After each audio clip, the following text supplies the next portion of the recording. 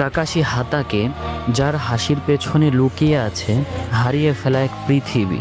সবাই তার মুখ দেখার কৌতূহল নিয়ে মেতে থাকতো, কিন্তু কেউ কখনো জানতে চায়নি কেন সে মুখ ঢেকে রাখে।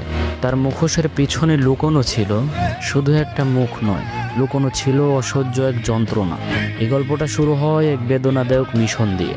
কাকাশির বাবা ছিলেন এক মহান শিনবি, যার নামেই ছিল ভয়, সম্মান আর দায়িত্ব। কিন্তু একদিন একটা সিদ্ধান্ত তার জীবনে সব বদলে দিল। কাকাশির পিতা সাকুমো হাতাকে তার সাথীদের বাঁচানোর জন্য তার মিশন অসম্পূর্ণ রাখে, কিন্তু এই কারণেই গ্রামের লোকেরা তাকে বিশ্বাসঘাতক বলে উপাধি দেয়। কিন্তু ধৈর্যের সীমা তো তখন ভেঙে যায় যখন সে দেখে সে যাদের রক্ষা করেছিল তারাই কাপুরুষের মতো মুখ ফিরিয়ে নিয়েছে। তখন সে এই অসহ্যকর যন্ত্রণা সহ্য করতে না পেরে নিজেকে শেষ করে ফেলার সিদ্ধান্ত নেয়।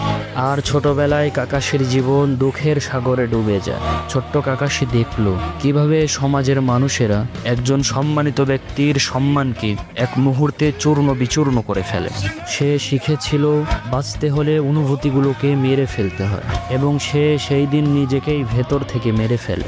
বন্ধু অবিটো তাকে শিখিয়ে গিয়েছিল বন্ধুদের ফেলে যাওয়া শিনবি নয়, সে একজন নিকৃষ্ট ব্যক্তি। আর সেই কথা বুকে নিয়েই সে বাঁচে প্রতিদিন। শুধু এই ব্যথাতেই সীমাবদ্ধ ছিল না তার জীবন, তার ভালোবাসার মানুষ তারই হাতে নিহত হয়। আর ঠিক সেই মুহূর্তেই কাকাশির আত্মা চিরদিনের জন্য নিঃশব্দ হয়ে যায়। সে হেসেছে যাতে অন্যরা তার কান্না শুনতে না পায়। সে বই পড়েছে যাতে তার ভাঙা হৃদয়টা কেউ না দেখে। তার শারিঙ্গান দিয়ে সে হাজারটা জাদু শিখেছে, কিন্তু সে নিজের যন্ত্রণা ভুলে যাওয়ার জাদু কোনোদিন শিখতে পারেনি। সবাই তাকে বলেছে কপি নিনজা, কিন্তু সে তো ছিল হাজারটা স্মৃতি বয়ে বেড়ানো একটা ছায়া। তার মুখোশের পিছনে কোনো মুখ নেই, শুধু আছে হারিয়ে ফেলা স্মৃতির কবর। শেষমেশ সে হোকাগে হয়েছে, কিন্তু সে নিজে জানে সে এমন এক ছায়া যে তার আলো কখনো খুঁজে পায়নি।